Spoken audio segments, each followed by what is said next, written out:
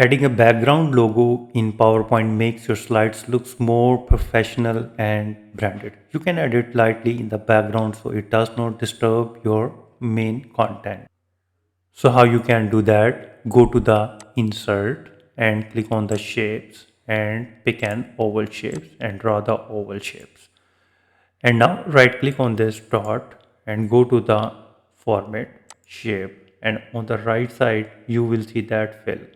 So first you need to go to the no outline and you can see that the outline is removed, and then head to the pictures or textures and then click on insert and select the logo. For example, I have this logo, click on insert, and now you can see that.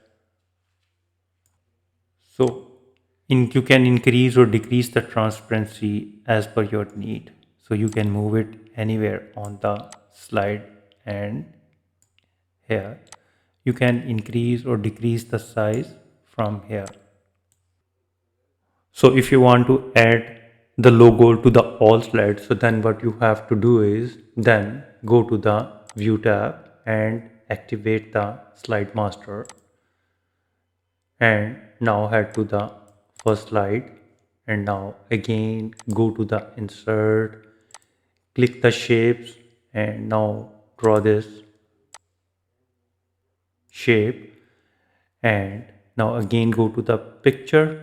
When you right click format shape and you will be routed to the this window pane.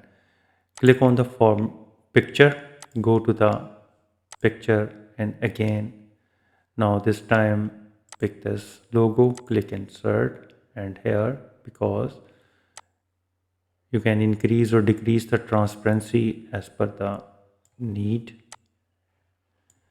and also select no line, place in the middle.